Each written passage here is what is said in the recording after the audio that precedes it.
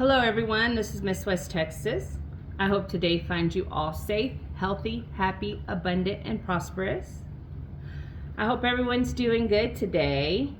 So I came across a story that I wanted to talk about, and well, basically just read y'all the story and get y'all's thoughts on this. It actually comes off of the CFTC website, so it's the Commodity Futures Trading Commission website, and just very interesting story, very sad story, but nevertheless, you just got to be careful in any time you're going to invest. Just always be careful who you're dealing with and who you trust, okay? So this is the headline. Federal court orders California-based precious metals company CEO, senior salesperson to pay over $56 million for fraud in connection with precious metal sales. So that basically tells you what this story is going to be about. I did want y'all to see my cute little steer I have here. She's gorgeous. She's my background today. And I got all my animal rounds up today because I love animals and I think they're awesome and beautiful. Okay, and also I would like to say, if you are intrigued or interested in this kind of content, please subscribe to our channel. Please like this video. We would greatly appreciate it.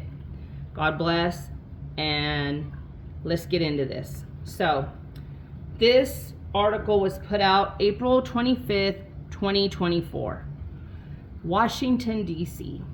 So the Commodity Futures Trading Commission today announced Judge R. Gary Klausner of the U.S. District Court for the Central District of California entered a consent order against Red Rock Secured, LLC, Sean L. Kelly / Shade L. Kelly Johnson, and Anthony Tony Spencer. Okay, yeah, so those were the defendants in the case. Okay, so on April 23rd, the order finds the defendants liable for making fraudulent misinterpretations to customers and rendering unlawful investment advice in connection with the purchase and sale of precious metals.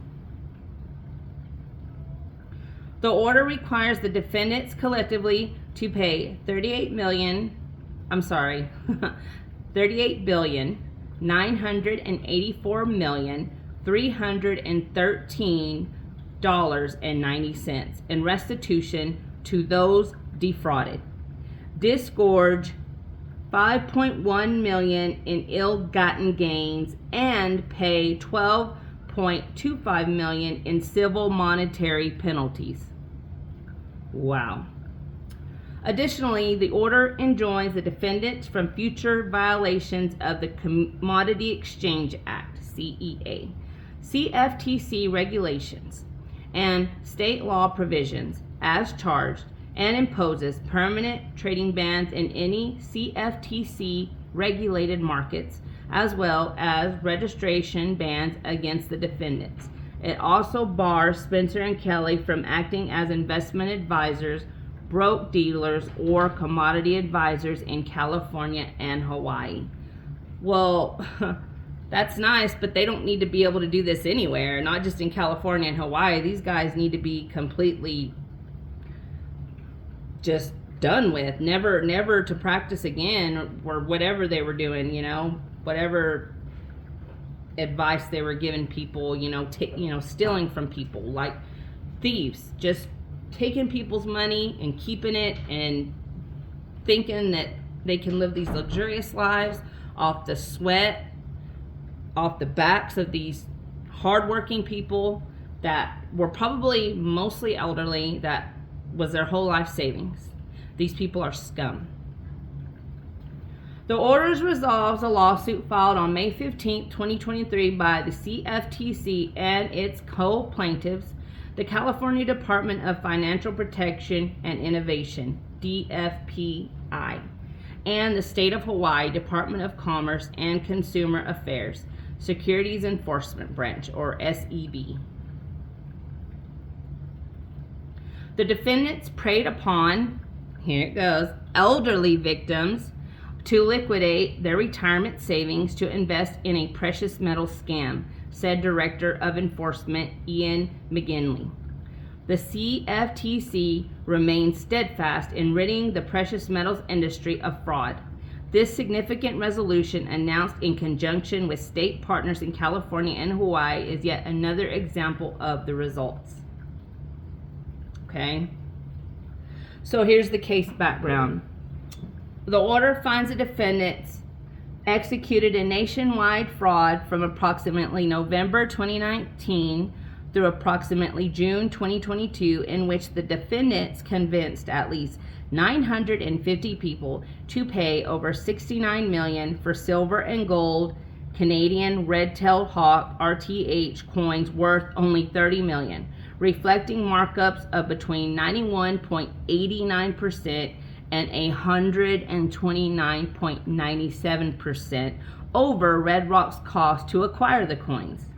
Most of these customers use tax-deferred or other retirement funds to purchase the RTH coins from Red Rock.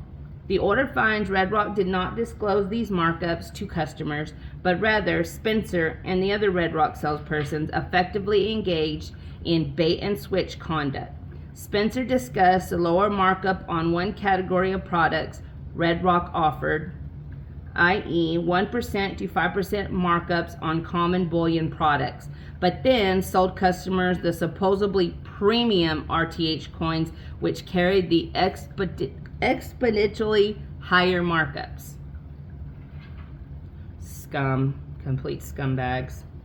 According to the order, Red Rock sales staff, including Spencer, a senior salesperson, told customers that because Red Rock had a direct relationship with the Royal Canadian Mint, RCM, which produced the RTH coins, Red Rock was able to buy the coins at wholesale and pass the savings on to its customers. In fact, the order finds Red Rock did not have a direct relationship with the RCM, but bought all of its RTH coins from a wholesaler. The order also finds Red Rock marked the RTH coins as limited quantity when there was no mintage limit on the RTH coins. The order further finds Kelly, as Red Rock's CEO, controlled the company's operations and was responsible for the actions of its agents, including Spencer. Parallel civil action. On May 15, 2023, the U.S. Securities and Exchange Commission, or SEC, filed lawsuit against the defendants and another individual for violations arising from the fraudulent precious metal scheme and rendering unlawful investment advice. The CFTC thanks and acknowledges the assistance of the SEC. The CFTC also thanks its co-plaintiffs, the California DFPI and Hawaii SEB, for their assistance. The CFTC cautions that orders requiring payments of funds to victims may not result in the recovery of any money lost because wrongdoers may not have sufficient funds or assets. Yeah, bet they probably don't have any of it. The CFTC will continue to fight vigorously for the protection of customers and to ensure the wrongdoers are held accountable. The Division of Enforcement, DOE, staff responsible for this action are James Garcia, Dan Jordan, Kelly Folks, Michael LeConte, Rick Glaser, and Erica Bowden. Probably butchering these names. CFTC's Precious Metals Customer Fraud Advisory.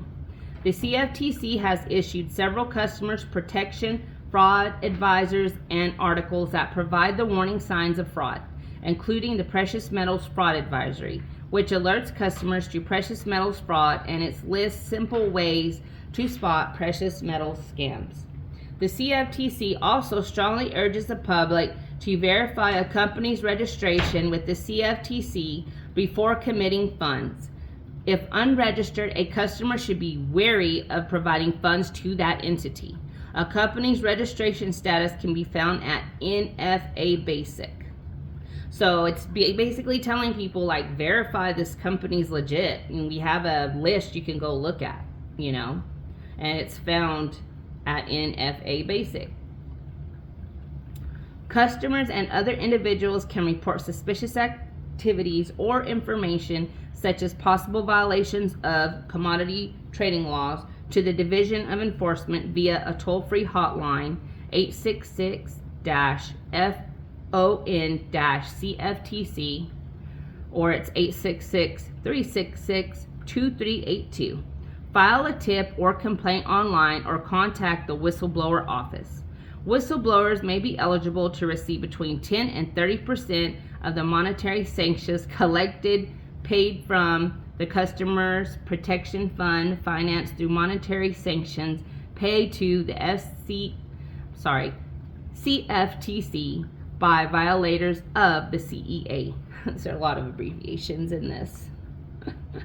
So that's the end of the article, but that ending there basically just gives you a place to go make sure that a company's legit, and also a phone number that you can call if you know of somebody that is doing this, frauding people, taking their money and lying to them, selling them a bogus product. Like, these poor people thought they were buying like these rare coins, you know, and literally they were just being basically stolen from. There's no other way to put it.